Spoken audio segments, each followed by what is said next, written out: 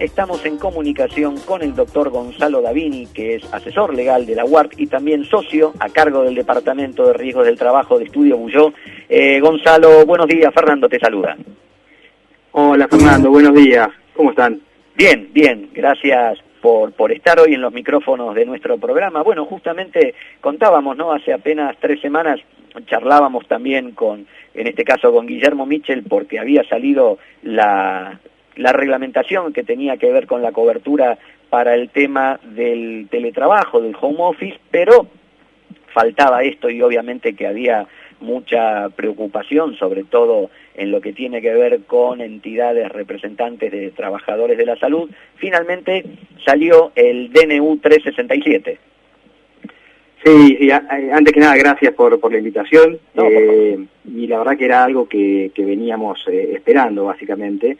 Ya incluso antes que saliera el decreto, el DNU, ya desde la UART habíamos salido a comunicar que la UART iba a asumir, obviamente, este tipo de contingencias en los casos especiales, ¿no? Por supuesto, con mucho foco en el tema de salud. Esa era la idea, ¿no? del mercado. Gonzalo, una pregunta primera tiene que ver con cómo está redactado este artículo 1, porque esto no es que se incluyó directamente en el listado de enfermedades no profesionales, sino que habla específicamente de darle el carácter presuntivo de enfermedad de carácter no profesional no listada, y esto me da la impresión que jurídicamente tiene alguna significación. Sí, exacto, como decís Fernando, la verdad que es una figura nueva para el sistema, porque antes teníamos los accidentes sin ITIRE, las enfermedades fuera del listado y las enfermedades del listado. Ahora esta redacción del artículo primero es muy novedosa. Acá lo que se quiso intentar es crear una manera rápida y sencilla de que los trabajadores que están enumerados en el artículo 1, básicamente los trabajadores esenciales, de actividades esenciales, tengan una cobertura rápida, pero a la vez sin necesidad de incluirla en el listado. Esto tiene también que ver con la cuestión de la financiación, ¿no es cierto? Incluirla en el listado implica que también las ART debían hacerse cargo de todas estas contingencias sin poder acudir al fondo fiduciario, ¿no? Que es lo que vamos a ver por ahí un poco más adelante. Y tiene que ver también con esta decisión de hacer un fast track, ¿no es cierto? Un procedimiento ante las comisiones médicas muchísimo más sencillo, precisamente para acercarle las prestaciones al trabajador. Tiene que ver más que todo con esto. Después se verá en un análisis posterior si corresponde la incorporación o no, pero ahora me parece que es la solución adecuada. A mí me pareció muy buena la idea del Poder Ejecutivo. De alguna forma es como que ya también dejan una ventana abierta y un antecedente a que en un futuro pudiese ocurrir otra situación similar y también ya acudir a esta figura.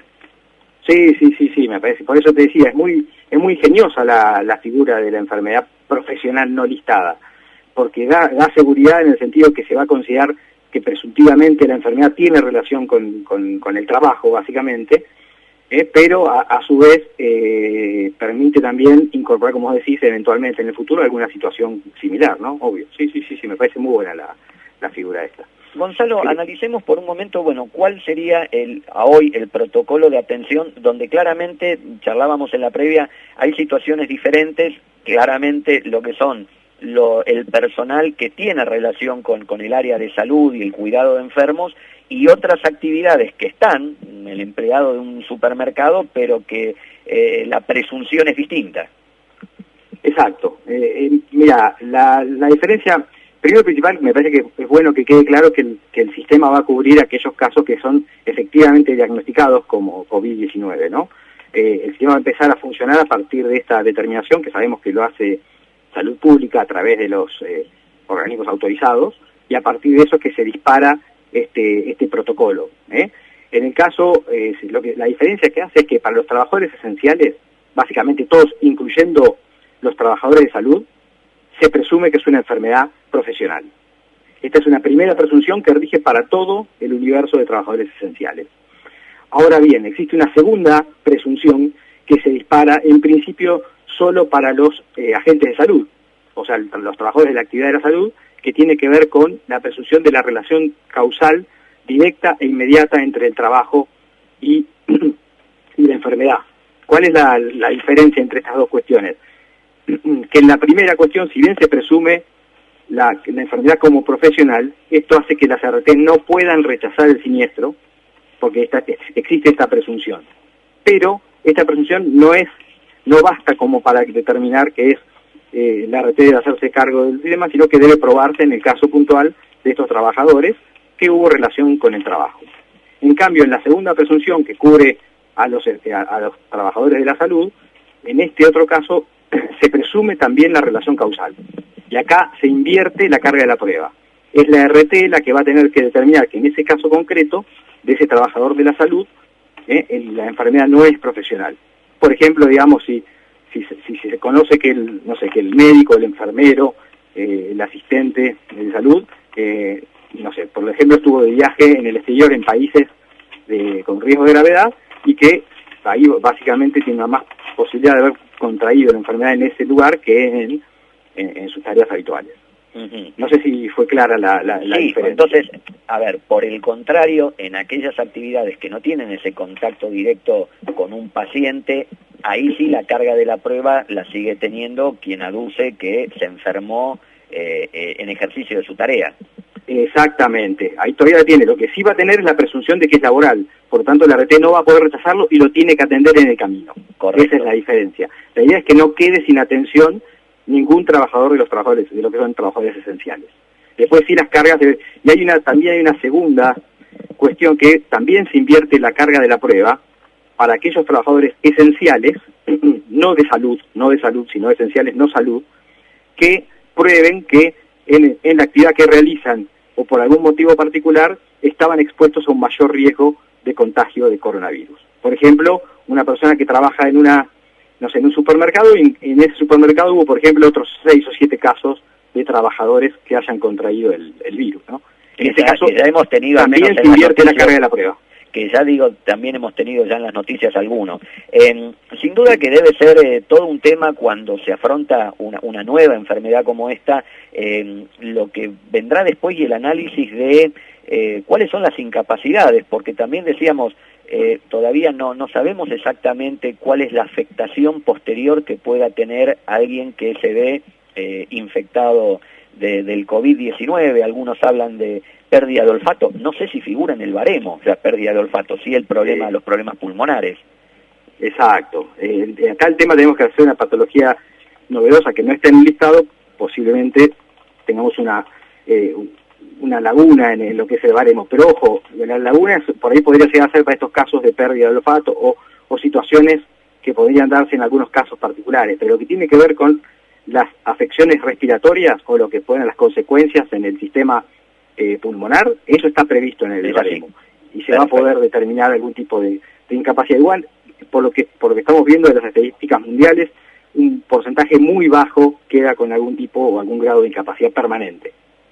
Es muy bajo el porcentaje. Esto se financia con el fondo fiduciario, aquel famoso 0,60 centavos per cápita que se incorpora en la alícuota de las ART. Sí, así lo prevé. Bueno, esta un poco tiene que ver con la razón de considerarla no listada. La verdad que existe este fondo fiduciario para enfermedades precisamente no listadas que puede dar respuesta rápida, porque como todo sistema de seguros, el de riesgo de trabajo también, obviamente se nutre de aquellas alícuotas en base a los riesgos que se pudieron prever con anterioridad. En este caso, como se trata de un riesgo novedoso que no pudo ser previsto y de ninguna manera pudo ser trasladado a las alícuotas, debía encontrarse una solución para financiarlo. Y la solución obviamente era este fondo fiduciario, y por eso la razón de incorporarla como enfermedad no listada. Acá se prevé, acá sí el decreto, está bueno hacer una aclaración, porque el decreto habla de que será pagado con el 100% del valor de las prestaciones, podrán ser recuperadas del fondo. Y lo establece un plazo de 60 días posteriores al término del aislamiento. Pero esto está pensado para hacer un sistema de recupero rápido del fondo por este plazo de vigencia. Pero no implica que eventualmente con posterioridad, si se probara algún caso de coronavirus relacionado con el trabajo, no se pueda recuperar el fondo. Sí se va a poder recuperar el fondo, pero con el sistema del viejo decreto 1278 del año 2000, que fue el que creó esta posibilidad de pagar algunas enfermedades puntuales que no están en el listado a través de este fondo. No sé si quedó claro el concepto. Sí. De todas formas, no cabe dudas que ante una pandemia tan novedosa que bueno, genera primero tener que legislar puntualmente porque no estaba en el listado, estamos hablando de algunas incapacidades que ni siquiera pareciera estar previstas en el baremo. Es todo novedoso y habrá que ir viendo en consecuencia y hacer los ajustes que haga falta.